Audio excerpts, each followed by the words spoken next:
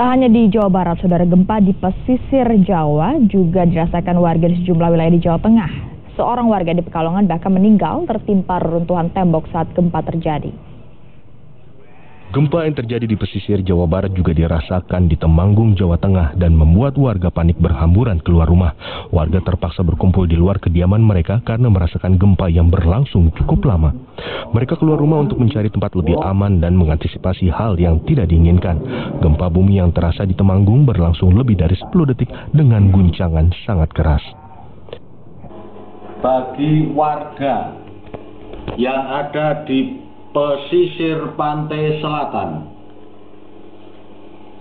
pengumuman dari Badan Penanggulangan Bencana Kabupaten Purworejo. Gempa yang terjadi di pesisir Jawa Barat sempat memunculkan peringatan dini terjadinya tsunami yang dikeluarkan oleh BMKG. Pasca gempa, alat pendeteksi bencana tsunami yang terpasang di Desa Keburuhan, Kecamatan Ngombol, Purworejo, Jawa Tengah. Warga di wilayah tersebut langsung diarahkan untuk berkumpul di lapangan desa untuk menghindari kejadian yang tidak diinginkan. Meski dikhawatirkan kemungkinan terjadi tsunami, warga diimbau tetap tenang dan tidak panik. Telah terjadi gempa bumi. Sementara seorang warga Kota Pekalongan, Jawa Tengah tewas akibat tertimpa reruntuhan tembok akibat gempa. Saat gempa terjadi, korban tengah tertidur. Sesaat setelah kejadian, korban sempat dilarikan ke rumah sakit terdekat, namun nyawanya tak tertolong akibat luka parah di bagian kepala.